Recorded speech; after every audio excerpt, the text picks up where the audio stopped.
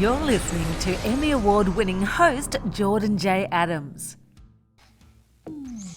Jean-Francois Tremblay studied exercise and kinesiology and biochemistry at the University of Ottawa and pharmacy at the University of Montreal. He received his master's degree in pharmacology at the University of Madrid.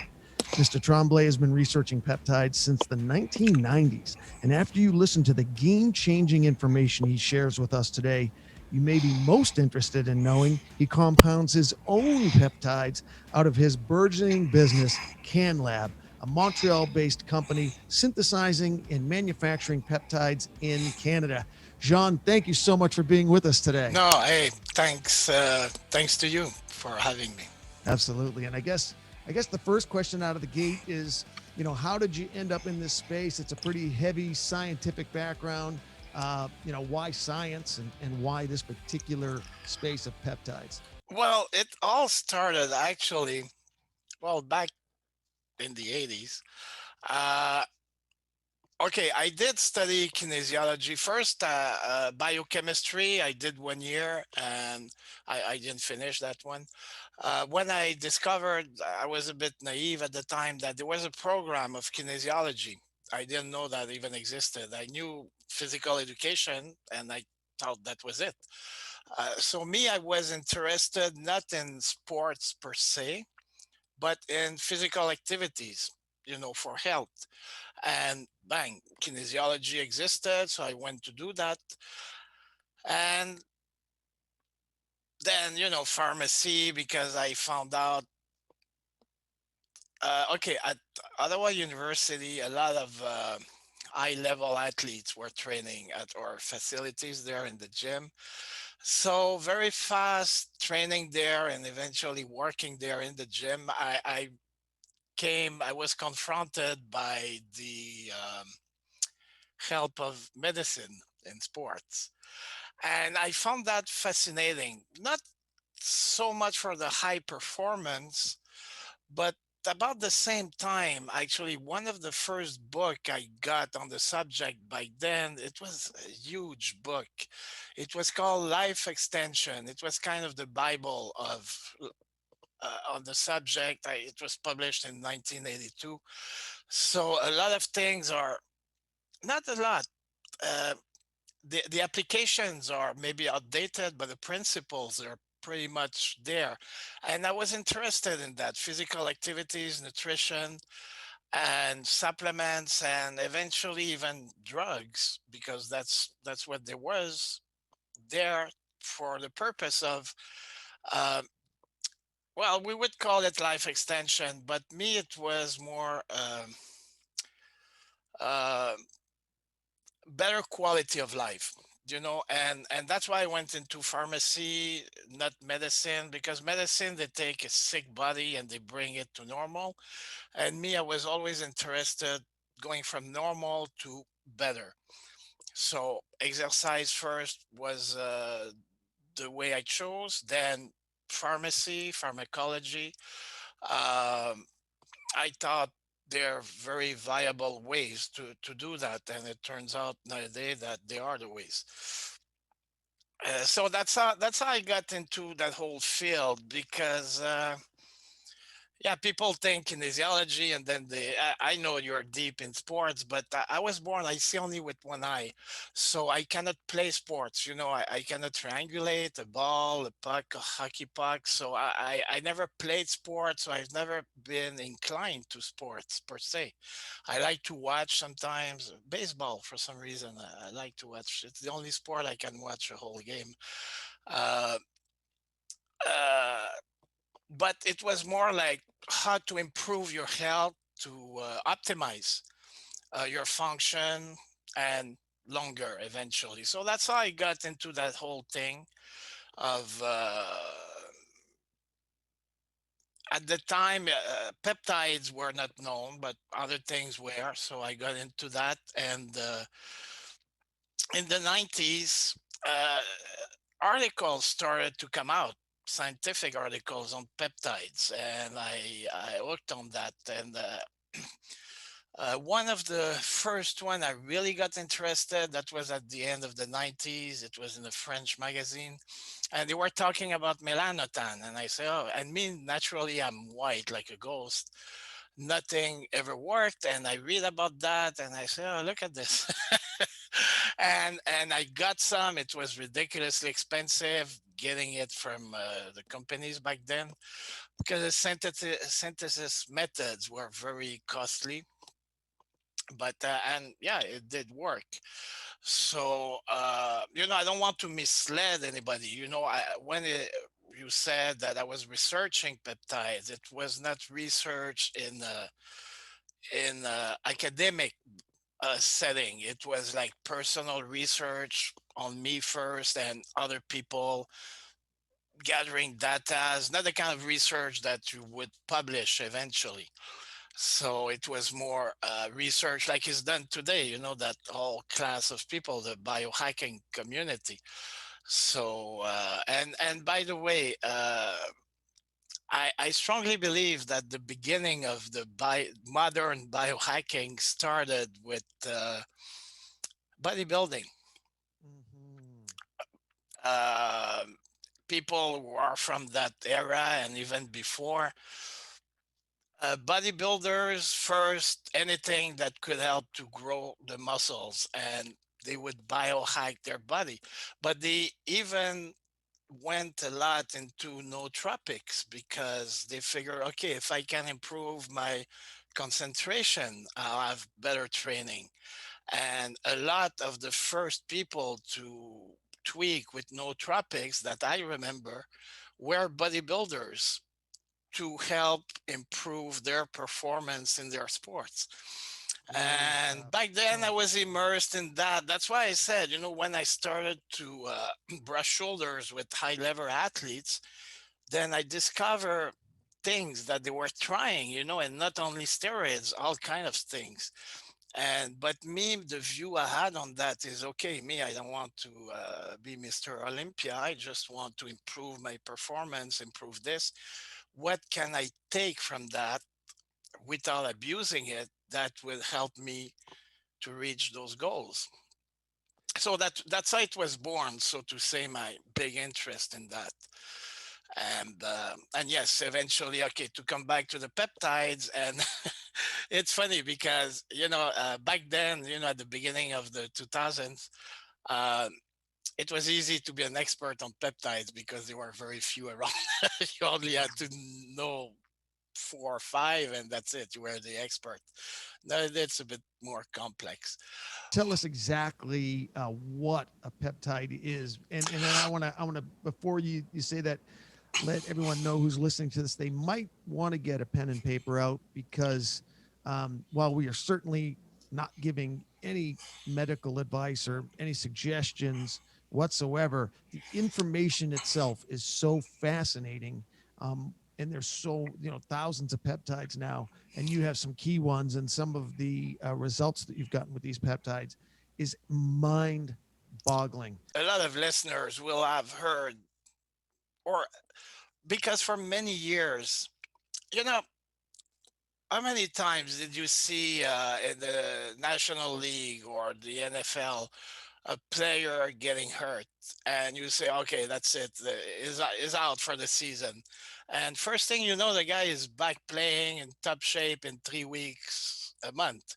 So of course, officially is okay. He has good doctors, yeah, but what do what do those doctors know? That's the difference. And for many years, that was kind of a secret weapon, so to say. And of course, to have, it's professional sports, to have the edge, they wouldn't talk about it. It would really actually be a secret of those medical teams, but they have been used for so long, some of them more than 20 years in sports.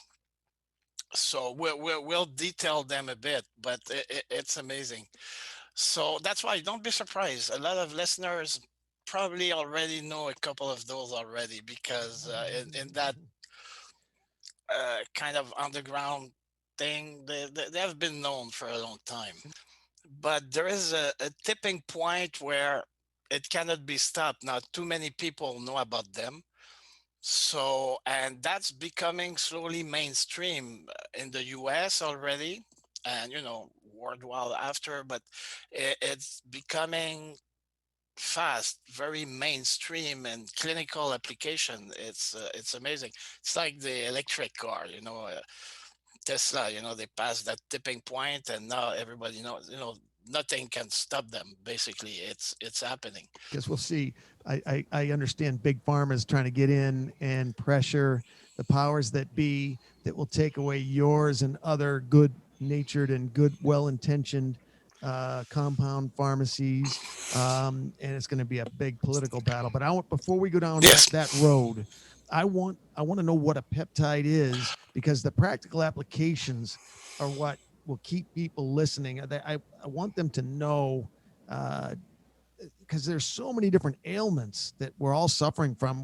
The whole planet is on fire. We're all in. Not only is the planet itself on fire, but our bodies, probably 90% of us have inflammation, and that's like the source of pretty much everything, right? Everything that ails us is inflammation, and it's the body fighting itself. And when I looked at peptides getting around that GI tract through a small little insulin needle, realizing that, oh, now you're giving me hope.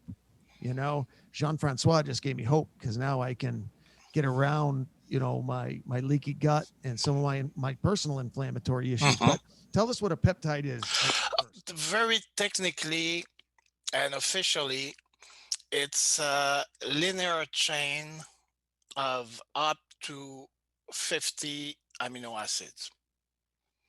If you throw in something else in the chain, then it's not a peptide anymore.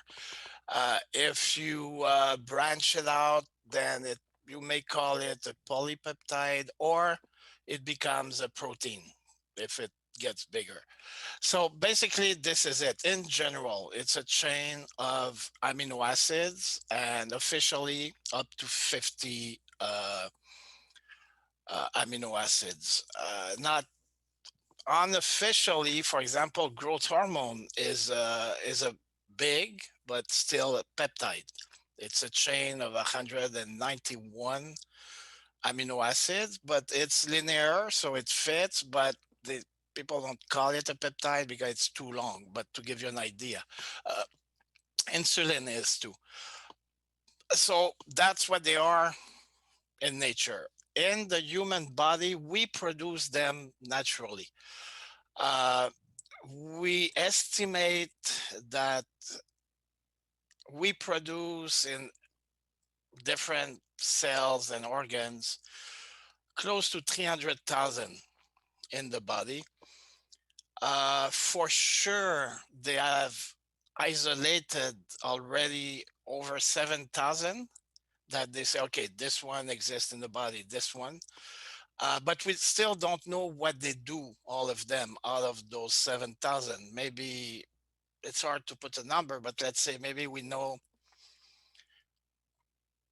a few hundreds. We know what they do in the body. And actually, now a lot of the research coming out, they don't discover a new peptide. They just discover what a peptide that they knew existed. They find out what it does in the body. So a lot of the studies coming out right now are those. And basically, in the body, there are signaling agents. So they attach to the wall of a cell or of the nucleus. Some of them, they actually go deep and they attach to the DNA chain to send a signal for the cell to do something very specific. And you have really done a great job of zeroing in on some of the more efficacious ones and some of the powerful ones. Um, there's kind of two ways I was looking at approaching this. One, I already bought a bunch of peptides from you, and we're going to have fun talking about the different ones I bought and how they affected me, because I wanted to have a lot of experience with these before we did the show. And then the other one is kind of talk about all the different ailments and what you would use for that particular ailment, or we could talk about the actual peptide first and everything the peptide does. So there's kind of like a bunch of different ways of approaching it. The ones I bought, or that we could talk about injuries and what you use for that, or we talk about the peptide first. You know what? Let's talk about BPC 157. The it's pretty much the BPC 157 and thymosin beta 4, also known as TB 500. I'll explain it. TB 500, most people actually know it under that name, but it used to be a commercial name for thymosin beta, and not quite actually. It's a bit tricky, but because if you go on a research engine, but for research like PubMed, and you do TB 500, practically nothing will come out because it's not the accepted name in science. It is thymosin beta 4, and then you'll have all the studies that were done on that peptide and BPC 157. So basically, those two, they're the ones who have been used first. They were used actually on horses for, horse races. A lot of money. They want their horse to repair fast so he can go back to race. uh Thymosin beta 4 was used back, and I'm talking like probably more than 20 years ago. uh and of course, again, that's another thing bodybuilders do. They're very good at looking, okay, if it's good for a horse, it's good for me too. And more so, if it's good for $1 million horse, it's good for me too. So what does it what do they give to that horse? And that's how it came in the realm of sports, basically. And in that regard, it does a bunch of things. It's anti-inflammatory. It repair tissues. It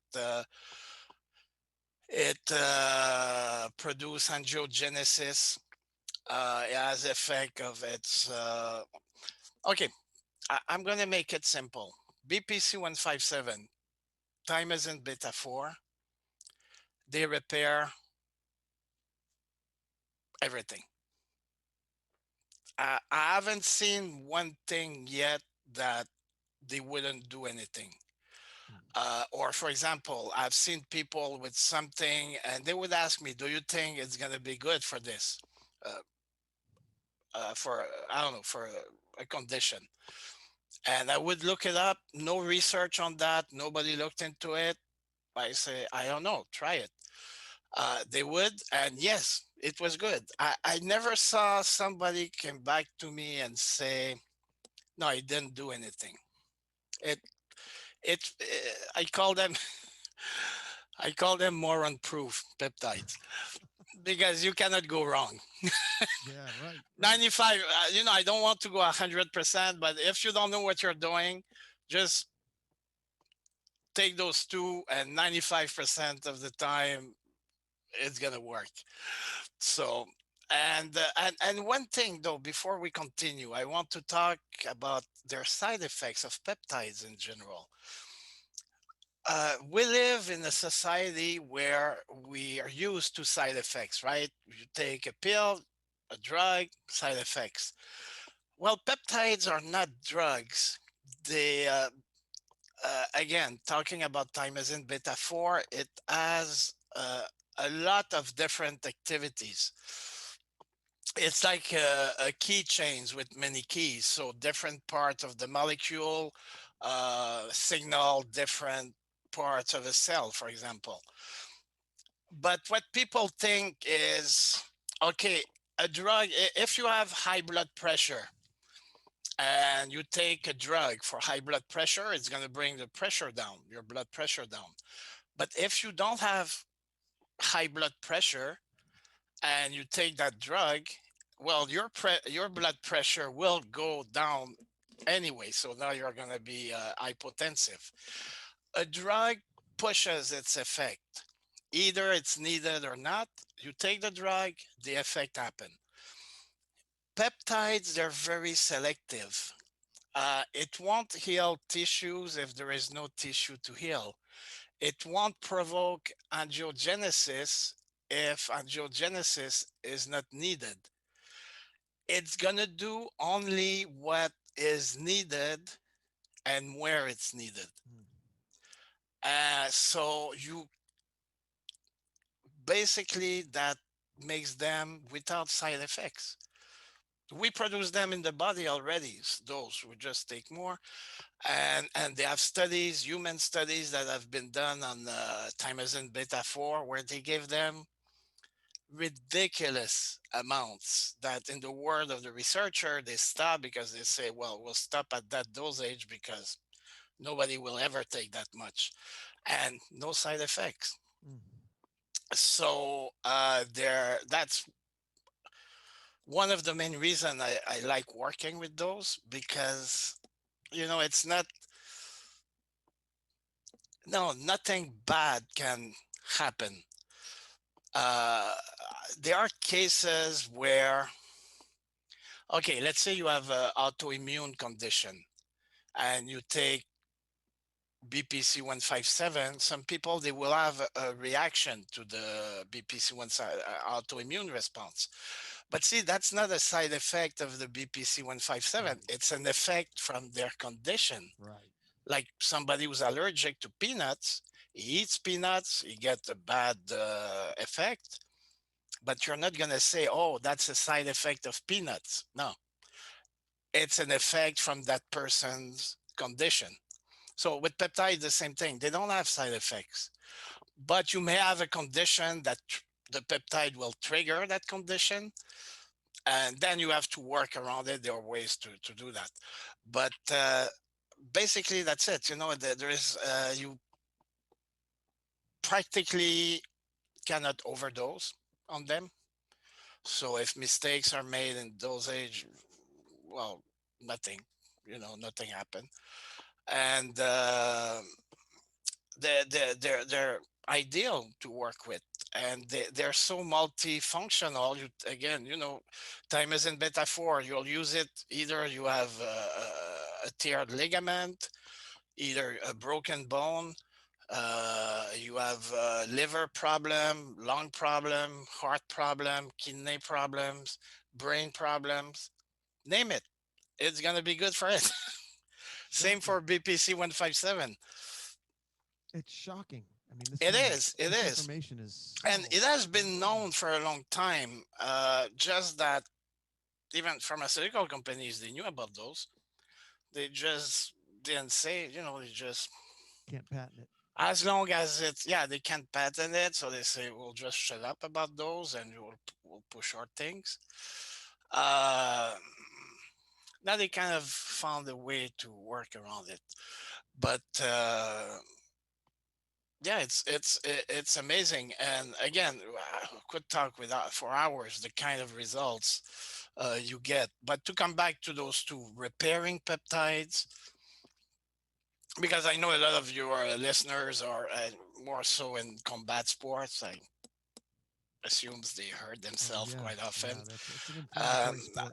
Actually, the combination of BPC 157 and thymosin beta 4 in equal dosage, it's now known as the Wolverine pack.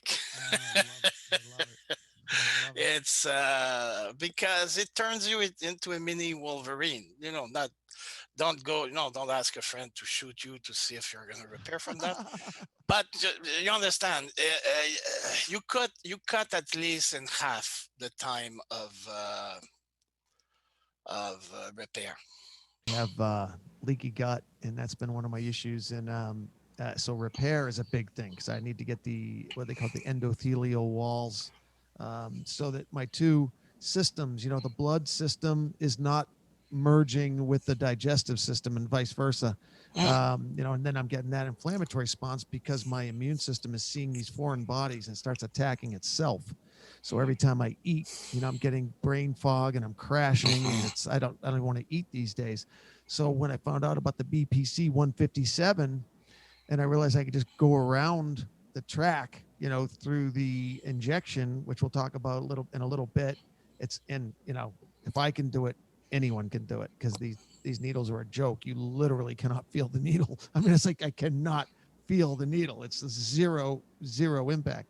Um, let's talk about the four that I bought, and we'll talk Okay. about each one, because they're some of them have some interesting responses, as you know. Yeah, you want to talk about the forest Yeah, then? Go for it. we'll talk about that one, the third one. So the first one is the selank, because I was getting very upset with myself, feeling that my cognition is really off, and that's part. The brain fog is part of the insulin that I'm getting from all of the blood sugar raises and crashes and leaky gut, and just all these issues. So I know that it's going to be, this is the big irony, it's going to be my brain that saves my brain. My brain is going to save my brain. Not the funny thing, right? But Cool, yeah. it's got to get sharp and crisp so I can absorb this information from you. And so it's got to be sharp and crisp, and then I need to apply it. So I got the selank, and I noticed it. I started taking the selank, and I absolutely noticed it. That's another thing I'm really liking about peptides, is because it's, you're going right into either an intramuscle injection or or a sub-Q injection. I'm noticing it right away, which I love. What is selank, and why is it so effective? It's some people call it nootropic because nootropics are compounds that will improve your cognitive um, abilities. But a drug that will increase intelligence, it doesn't exist yet. Well, actually, there is a protein that maybe, but any Alpha nootropic, or Golfo or something like it's a cloto, Golfo? Was it the cloto Cloto? with a K. It has been shown to raise the IQ by a few points when it was used. That's the only one I've seen so far, but it's Hey, is that the substance, Jean, that was what they made that movie about with Bradley Cooper? no, the one in the Okay. movie doesn't exist. Okay. But let me tell you, there are people deeply into, and that's not because of the movie. That's way before the U.S. Army. They do a lot of research on those compounds to improve cognition.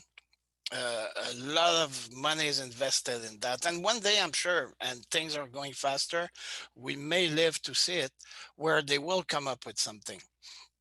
But basically, nootropic, people, they say, oh, I'm taking this one and my brain fog is clearing up. Well, you didn't improve anything, you just came back to your normal state. Mm. That's what they do. They bring you to where you should be, not more. So it's important for people to know that, you won't turn into an Einstein by taking those things. But if for some reason or another you saw some degradation in your memory and perception, brain fog and all that, then you can reverse and come back to a more normal state with those compounds. Like caffeine. Caffeine is a nootropic, but by no means it's going to make you more intelligent. It helps you to concentrate maybe and things like that. But it increases I think the speed, or I won't go into that. I don't have the details, but you get my point. So selank, and there is semax.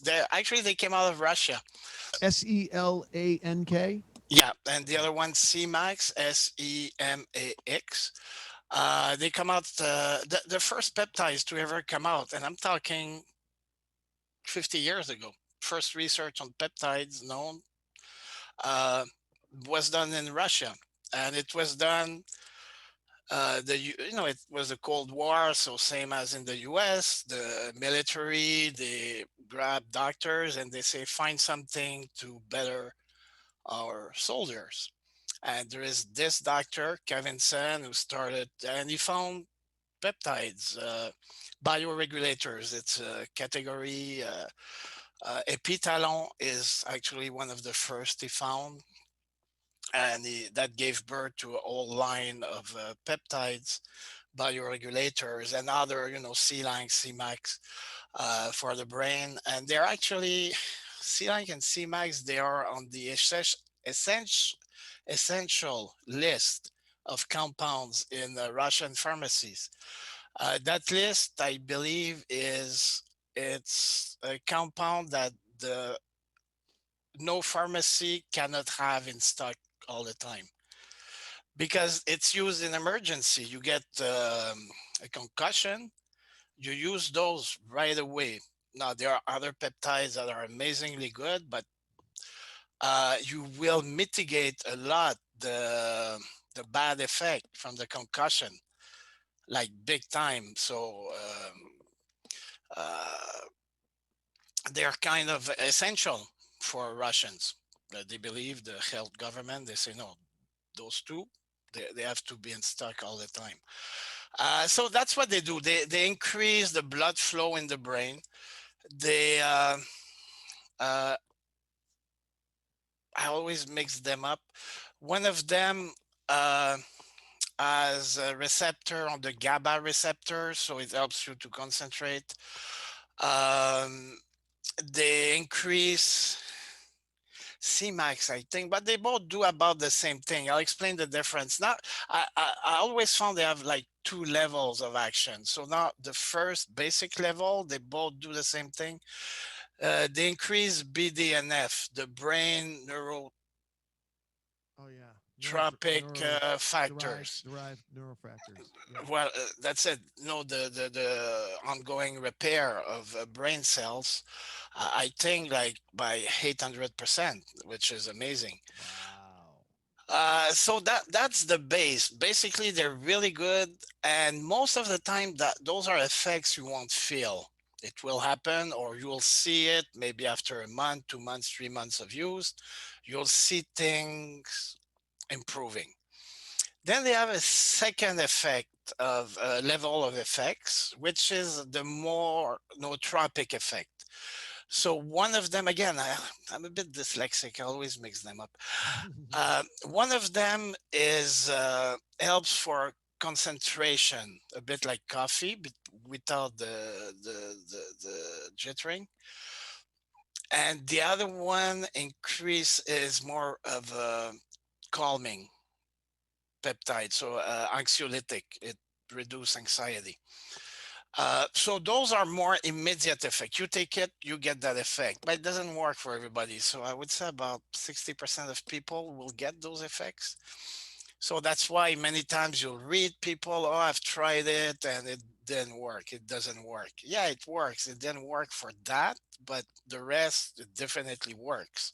So, don't give it up because you didn't get the anxiolytic effect. It still have a bunch of other good things it's doing. So you have those two levels. So uh, and they work really good. And it's a bonus if you get that immediate effect. And 60 people is still quite a lot. So chances are you'll get that effect. All right. So one of the other ones, and I liked most of them. I'm going to do one of the ones that I didn't like, the melanotan. Uh, I would not wish melanotan on my worst enemy, Sean. Are you serious? I've never been so nauseous, and I've never had diarrhea. It was about a 12-hour love affair with my toilet. You subsequently told me after I let you know that I took way too much. Yeah. I'm one of Okay. those knuckleheads that, well, if this is good for you, the more Okay. I take, the better it must be. Well, as I said, and there is always an exception to everything. There are a few peptides who have side effects. Melanotan has those side effects. If you take too much or at the beginning, because it fades away after. If you continue to take the same dose, after 3 4 days it's gone, it's like nothing. You develop the ability to tolerate it, Yeah. and then you get all the benefits. So the trick is to start a small dose, and if you increase it every 3 days up to a efficient level, so to say, then you'll never get any of those inconforts.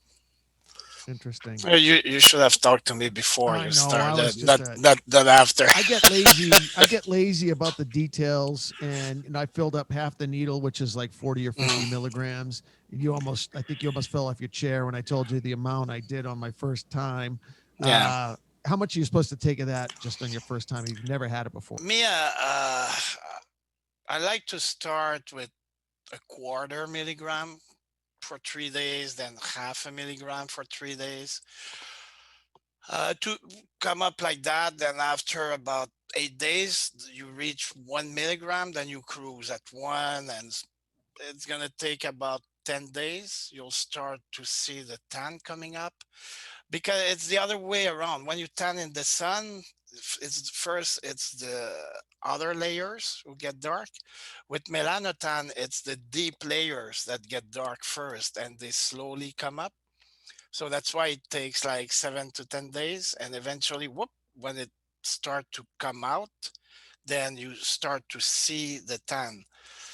And but it's an amazing peptide too, because not only for okay, tanning, Not it's just for cool, tanning, yeah, but for but skin, right? Like it's another anti-wrinkle. aesthetic. Yeah, wrinkle. It's easy because when you tan, your skin get thicker up to 3 times, Mm. so less prone to wrinkles.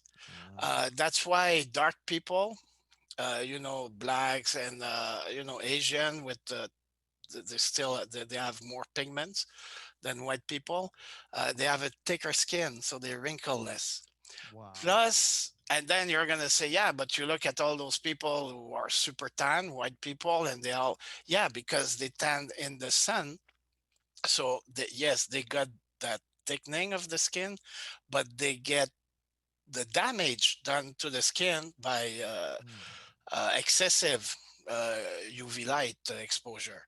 So with that, you get the benefits without the damages. So you Wow. get me. There has been years. I would say almost last time I was on the beach. That was in 2008. Yeah, it looks like I'm the one who lives in Montreal, and it looks like you're the one who lives in Tampa, even though it's Yeah, the other way around. yeah, no, and more so now. We're in December. We had snow already. It's minus. And now people they look at me. Plus, we have the confinement, so almost nobody's traveling, and they say, where have you been? To get that tan. And I say, well, no, it's a little secret, but it's but okay. But as you said, they found out that melanotan has a very potent anti-inflammatory effect. So it kind of been used in small dosages for that effect, but the problem was that either you would take a lot, and the people using it, they would get way too dark, or they would use dosages that they wouldn't tan so much, but then they wouldn't get that much of a anti-inflammatory effect. But then they found out that the anti-inflammatory effect was coming from the last three amino acid of the chain. So now they isolated it, and it's it's called KPV. Each letter correspond to an amino acid. V for valine and all that. P for proline, and K, I don't remember. Anyway, three amino acid. So you get the full anti-inflammatory effect without none of the tanning effects, or we'll talk about it, pro-sexual effect too. So, and now it's used by itself, and it's a very potent anti-inflammatory, but not like it's a kind of a natural anti-inflammatory. It blocks the secretion of uh, inflammatory factors, the I, IL-6 and all those factors. So it's of great use in any condition where inflammation is systemic inflammation is present. Mm. All right, the third peptide, and I'm going to list all these peptides in the show notes. But the third peptide that you recommended I get based on some of the challenges I'm having physically was the VIP. Can you tell us about the VIP and why that's so powerful? Basically, it's very specifically for the gut. It's a strong anti-inflammatory. Because any conditions you'll get, either it's leaky gut, either it's a broken bone, or even being obese by itself brings about inflammation. So everything that is not, it should be in the body, first response inflammation. And actually, they found out that more so the intra abdominal fat, that's the only organ that you are not born with, because it's almost an organ that it grows in some people, and that become it secretes it becomes secretory. Your intra abdominal fat just sitting there secretes inflammatory factors, lots of them. Shocking. So being overweight, a lot of intra-abdominal fat, bang, you're inflamed 24/7 You for know, nothing. I want to digress just a little bit here, or take a little bit of a left turn. We'll come back to the peptide, obviously, but you just triggered something in me that I think would be very important to bring up right now. Um, there's still the ongoing battle between the meat people and the vegan people, and both bring up all kinds of science. There's a doctor out there, Dr. Saladino, who's very Mm. impressive, very impressive MD, and he kind of has a challenge to anybody. He said, "I'll do the visceral fat test with any vegetarian, any vegan, anytime. I'm not going to have it. You're going to have it." And to me, now I haven't decided which way I'm going to go on this because I always have a really hard time becoming metabolically flexible. It's nasty trying to get into ketosis for me. Um, but that challenge showed me a lot of courage, and it showed me a lot of confidence, because that's kind of the proof in the pudding, isn't it? If I can get rid of my visceral fat, because that, like you Mm. said, it's an organ, it's killing you, it's putting out all kinds of poison. If I can get rid of that visceral fat, I'm going to get that flat stomach I've always wanted. I'm going to get lean. It's going to be anti-aging. What is your opinion? Um, and sorry, it's not a peptide question, but I think it's so important. What's your opinion on the whole meat versus vegetarian kind of war that's going on right now? Well, okay, I have a short answer and a long one. I'll go with the short one. Uh, for more than 200,000 years, we thrived on meat. Cereals, 10, 12,000 years. So our genes, our whole genetic evolved around eating meat. In different ratio. I'm not condemning carbohydrates, but the base, even you go in Africa where they have fruits, where they, a lot of greens and everything, they're still gonna hunt to have their meat.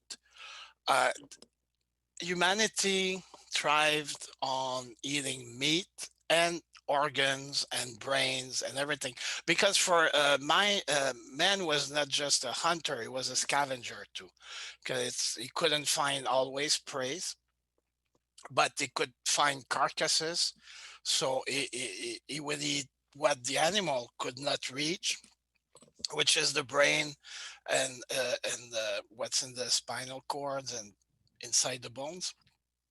And that's because of that brain eating, very rich in omega-3, that some anthropologists believe that our intelligence evolved because we were the only animal that would have access to that source of rich omega-3 food. So I don't understand how suddenly in 10,000 years a whole genetic change that now we would thrive better on vegetables. It just, we don't, but that's the whole society problem. We're totally denaturated right now as humans because nothing is natural. Just the fact that, it's 8:25 outside, it's pitch black, I'm more north, but I have all this light around me. uh I'm warm. Nothing is natural anymore in our environment. People talk about the 4G and not the 5G. That's all over. In the US, I've saw a map. Forget about it. I think that the coverage right now of 5G in the US is wider than the 4G. It's all over the place now. It's no going back. It's there to stay. It's not. It's bad not because it's bad per se. It's bad because everything happens too fast.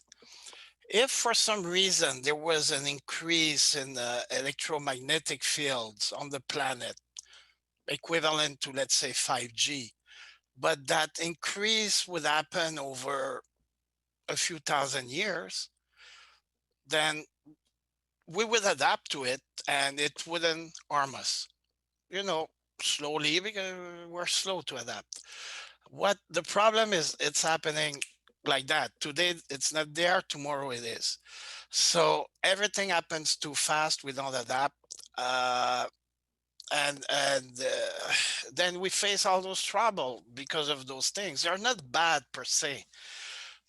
It's just we never had the time to adapt to them, and that's the main problem. And it's the same thing again. Going back, even the most hardcore meat eaters, take the Vikings for example. Winter they would eat meat and all that, but summertime, even here in Canada, we have fruits and stuff like that. We do have a summer.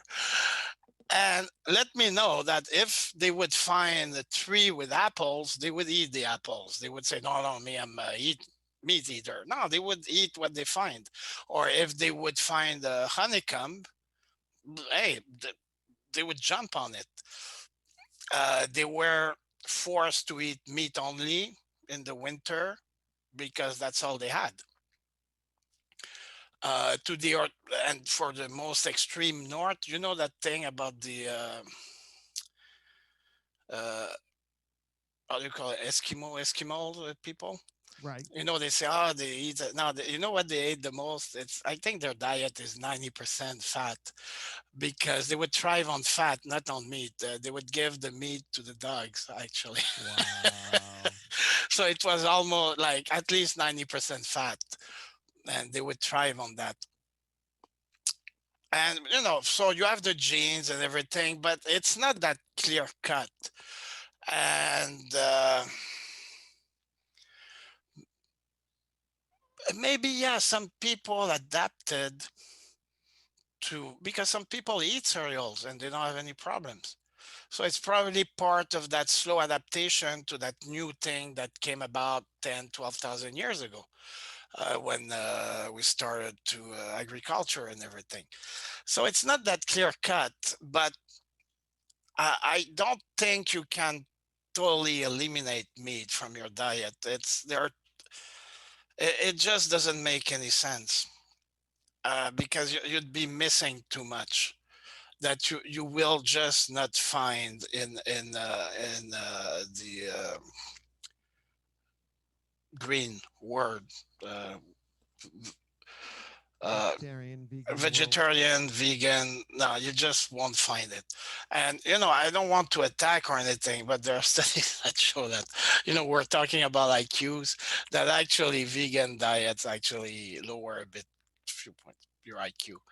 So I'm not saying it's permanent, but no. And there are arguments, they say, if I put a rabbit and a carrot in front of a baby, the baby will pick the carrot to nip on, not the rabbit, right?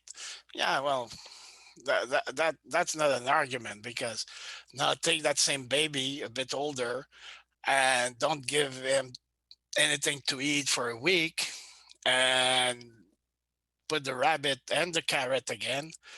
Well, it's probably going to eat both. It depends on the need at that time. Of course, if the baby is well fed, you won't see the need to eat the rabbit. But that's all you bias a study. There's a fascinating point that Dr. Saladino makes, and that is when the bad indicator goes up, the LDL goes up. He said, it depends on what the context is. He said, if you are metabolically unhealthy and you have insulin issues, then a high LDL is trouble. He's not arguing that, but he's saying, what is the context of the LDL? If there's no insulin issues, if there's no sugar issues, if you're metabolically flexible, then a high LDL means nothing. And the same with the gout and the uric acid and some of the other I agree with arguments that. against meat. And that's kind of what I'm considering right now as I'm trying to get my brain function back. This is my knife's edge right now, which way I'm going to go on the diet. Do I go blue zone? Do I go vegetarian with Arnold Schwarzenegger, or do I go a Saladino, nose to tail? There's so many different options out there, and they each bring up their science, and it starts becoming just maddening. Well, me, the way I see it, like for what Schwarzenegger did, it's not a bad thing. There is an age for everything too. It's not in a phase of his life where he's building. Um, Now I go more into. I'll talk about anti-aging and protocols and all that. There is an age. There is an age where you build, and there is an age where you stop building, and literally you start dying. That were genetically programmed for that. That they were born, the genes, your program. At what age? What we see now, it looks to be around 120. It's even biblical. So it seems to be that age. But in the eyes of nature, that's a bit, some people, it shocks them, but nature is cruel. The day you cannot reproduce, you become useless for nature, because our purpose as animal is to perpetuate the species. The day you cannot do that, then not that you die the next day, but all the genes are start to express themselves for the beginning of your death. That's what aging settles slowly. Around 45, 50, 55, and everything starts to go down. So in the first part of your life, everything you do will make you stronger. So you have a chance to reproduce. After that, not saying that it's not good to do those things, but everything, your own biochemistry turns against you to slowly kill you. That's where most serious diseases, cancer and all that, start to pop out. Cardiovascular diseases and everything. Now, in terms of what can you do about it, that's why I like peptides, because they're a good tool. because you can tweak with that biochemistry to slow those processes down to happen. Uh, so there is an age. So when you were in that phase, like Arnold, he pushed it to the limit. Bodybuilding, he was the best in his time. Now he's not building anymore. Is kind of cruising through his later years. He doesn't need, because that's the thing I don't like. He seems to let people to believe that you could build the body he had before on a vegetarian diet.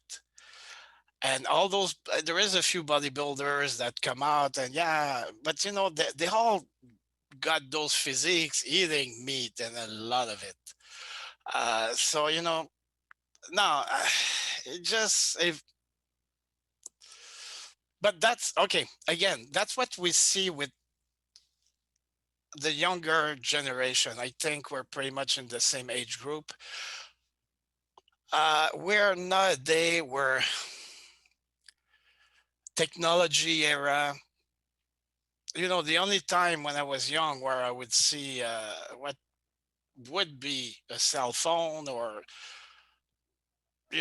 what we're having, like a Zoom call, it was like on Star Trek.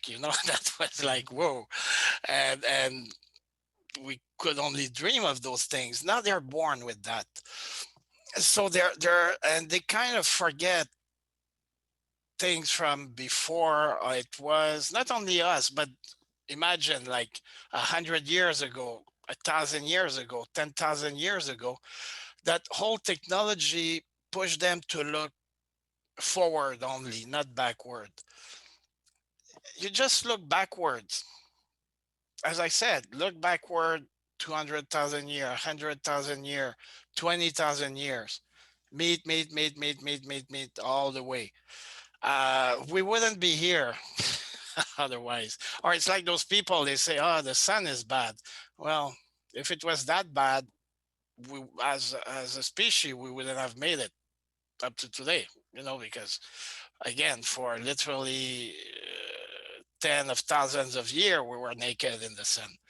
So, no, I don't adhere to that. I'm not saying it's bad. Myself, I'm not, uh, I go on only meat diet, but I don't thrive on that. It doesn't make me happy. Some people, and I know in some part of America even more. It's that big like barbecue things and all that. I've never been. Yeah, So actually, I have days I don't eat meat at all, and I'm perfectly happy. But I couldn't go. I don't call myself vegetarian. I like a good steak once in a while, or a burger and all that. Not the best, but and but I think there's a solution, because I think that whole movement is bring about by that first save the animals. They suffer and everything, plus that whole contamination things that they're supposed to bring about, and that can be discussed. But there is quite a few companies now, and I see that. Actually, I invested money in that because I see that in 5-10 years that's going to be big. They make artificial meat, but really like in vitro. You extract a few cells from, let's say, a beef, put it there, and you grow it into a piece of meat. And plus the advantage of that, you grow it the way you want. Let's say you're deficient in magnesium, so you make sure that your piece of meat has extra magnesium. You can even design it for you.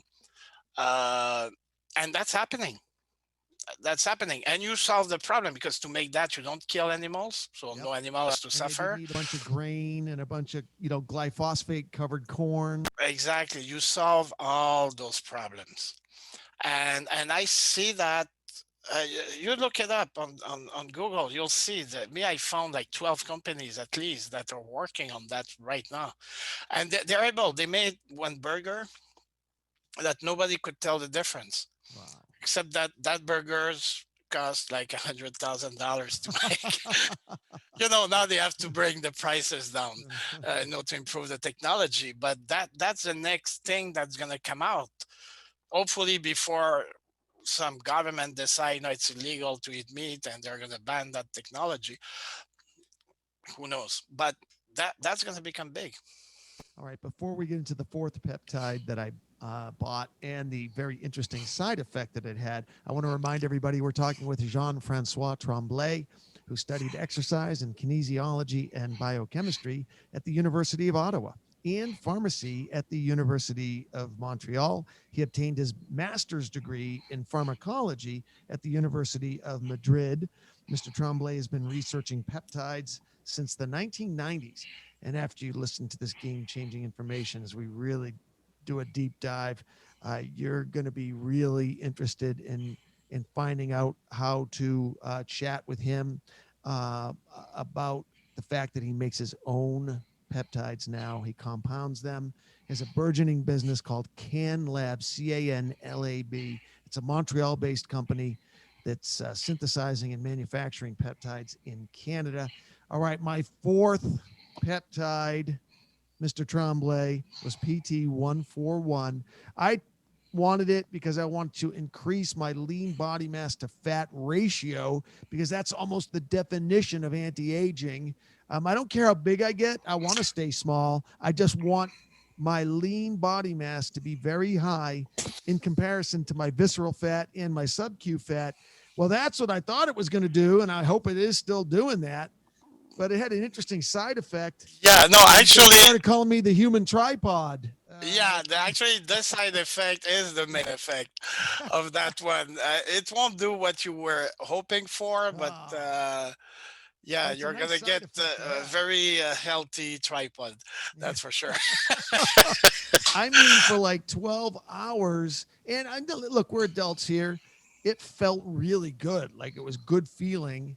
And, I apologize to any family members who tune in and hear this, but, the orgasm on it was actually different than a traditional orgasm. It was way deeper, it felt way better. So I am a PT141 convert going forward. Okay, let's talk about it. It's actually a derivative of melanotan. Oh. And melanotan has another effect. It cuts a bit the appetite, but not in the way that you would take an appetite suppressant. It actually doesn't work with everybody, but it worked. Let's say I'm one of them. I have that tendency. If I like a dish, I will have a tendency to go for a second serving, even if I'm not hungry. So when you take melanotan or PT141, you'll get a bit of that, where you'll be satisfied with only that first dish, for example. So for people who their problem of overweight is appetite, or not appetite control, it's portion control, it works really good. But then again, not everybody wants to get a tan, so they made a derivative of melanotan that brings out more that appetite suppression more, and less of a tan and less of the prosexual effect. And there is PT141, where you get much less of the tanning effect, much less of the appetite effect, but you get mainly the prosexual effect. And basically, the first effects you'll see, it's a bit like Viagra and Cialis, except the huge difference is that Viagra and Cialis and all those related compounds, they work locally. That's where it happens, down there, to increase the blood flow, nitric oxide secretion. That would promote what it promotes. I don't know what's the rating of your program, so You say whatever you want to say. uh, PT141 and the other ones, they work. The receptor is in the brain. Mm. kind in the primitive brain. So you don't get the erection because of an actual stimulation down there. You get the effect because of, how could I explain it? The enhanced sexual drive is increased because and that's why the orgasm is increased, because the orgasm is in the brain. So those receptors, those part of the brains are hyper stimulated. So yes, and it works for both men and women. You increase the, we could call it the quality or intensity of the orgasms. You actually increase the sex drive. So before anything start to happen, or you get that, may I compare it, when you were an adolescent, a teenager, at that age where everything is bubbling and you have that urge, to go out, well, in a social setting, but to go out, find a girl or find a guy or whatever. Nowadays it could be anything. uh, where you have that drive and you don't care, it pushes you to go for it. So that comes back. So you get everything. You get that drive that is coming back, you get directions that are back, and then you get enhanced pleasure out of it. What else you want? More of it. That's what else I want. All right, here's what I want to do now, and I want to be very careful of your time. Uh, we definitely have to do a part two because there's so many more peptides I want to cover. But here's a cool thing I thought might be fun to do. I want to kind of do like a speed round where I kind of rattle off different ailments that so many of us are suffering from, and maybe you could just give, without, you don't have to go into the peptide itself. We can do that in part two, but you can just say the peptide that you think that would be effective for it, maybe spell it out, and that way whoever's listening to the show and has a specific ailment that hasn't been addressed yet could Sure. then kind of start doing their homework, can go to Can Lab and or go wherever and start studying on this and seeing, if it might be something that they want to look into. Are we okay with that? So Yeah, you would just say whatever the peptide is, spell it out, and then we'll move right to the next ailment. Fair enough? fair enough. All right, brother. Knee injury. Thymosin beta 4 and BPC 157, the Wolverine pack. Beautiful. All right. ACL injury, Wolverine pack. because that is so common with females playing any sports. They blow Any out their ACLs like crazy. musculoskeletal injury, to sum it up. It's going to be the Wolverine. Yeah. Okay. My ailment, the leaky gut.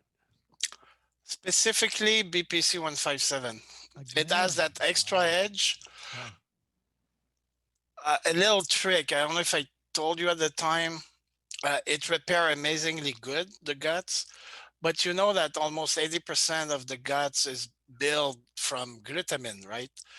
So if you take a high dosage glutamine supplement with the BPC 157, you it's like now you have the brick and the mortar to fix your guts. And when I say high dosage, is anything between 50 and 80 grams of glutamine per day. Did you say For glutamine? glutamine, the amino acid, it's very cheap supplement, glutamine. Okay. High dosages, you do a 3 weeks course with the BPC, 50 to Ooh. 80 grams. Ooh. That's Okay. between 1 and 1.6 kilos of glutamine for 3 weeks. That's a lot, but it works amazingly good. Uh, in 3 weeks, you fix pretty much Can you any. spell that amino acid? Oh, it's G like George, Mm-hmm.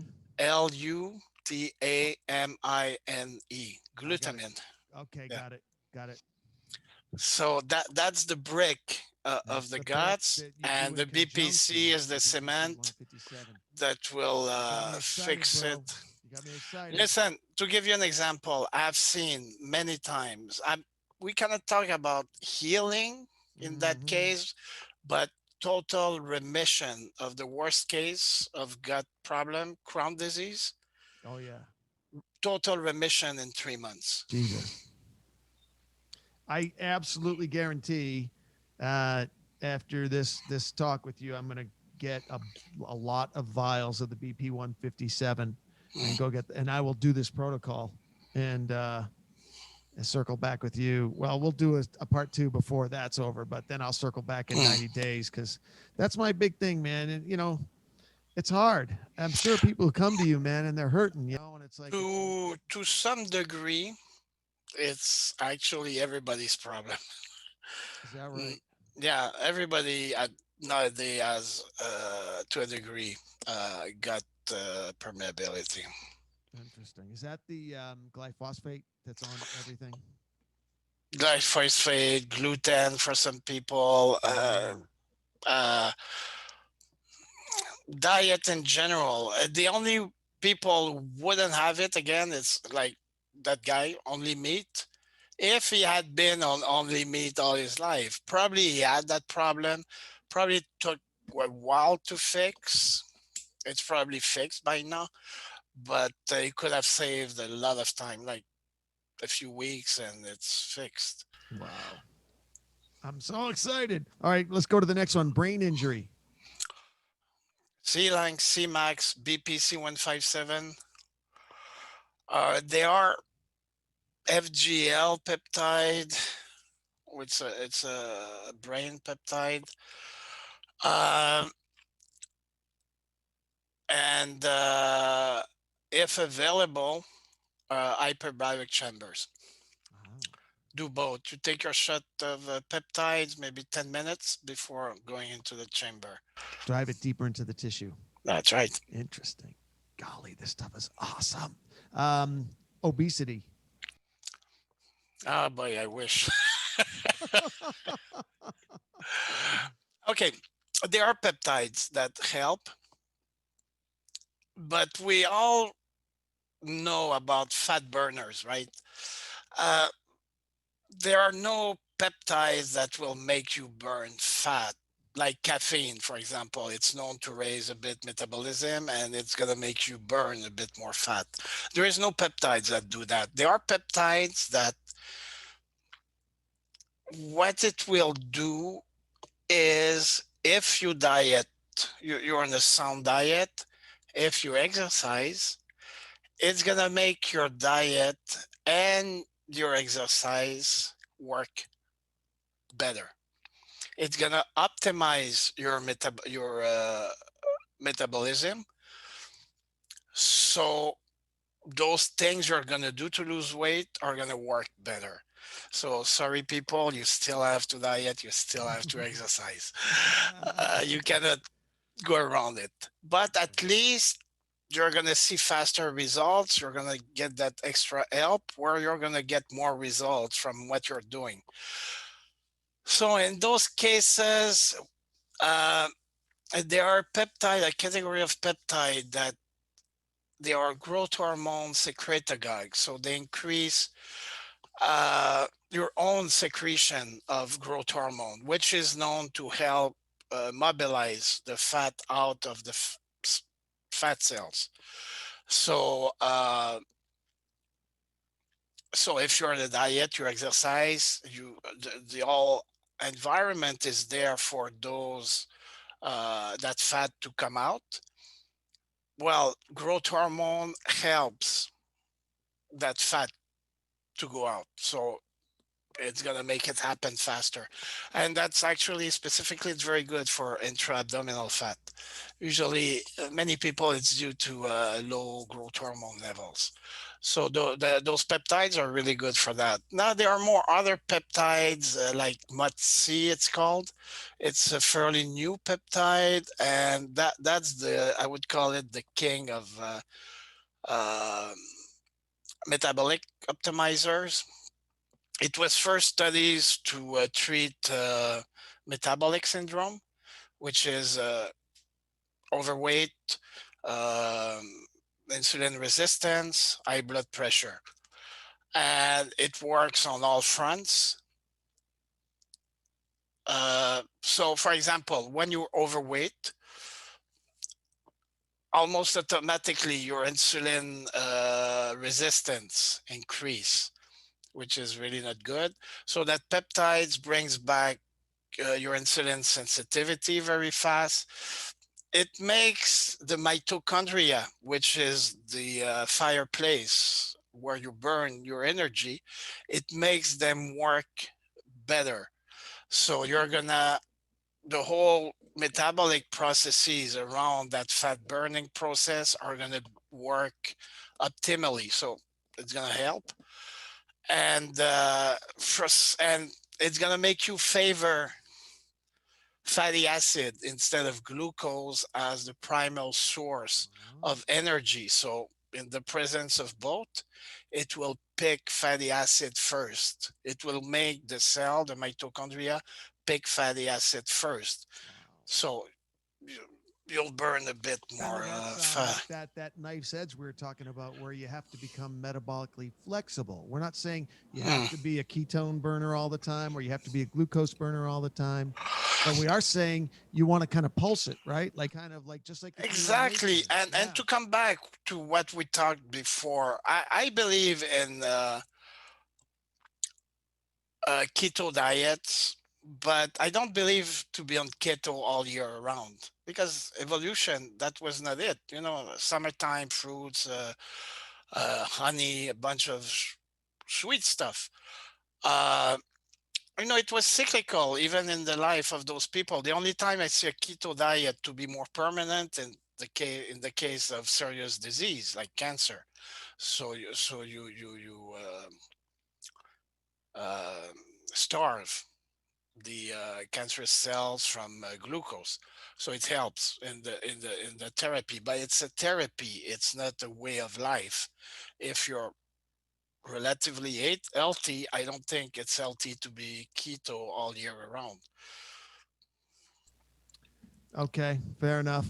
All right, here's what I want to do. One more, and then I'm going to tease 5 or 6 other ailments, and we'll do a part 2 because in this will be kind of it's just like it's all Hollywood and glitz and glamour. No, I just got a text from my wife. Did you pick up Haley from soccer? I'm like, there you go.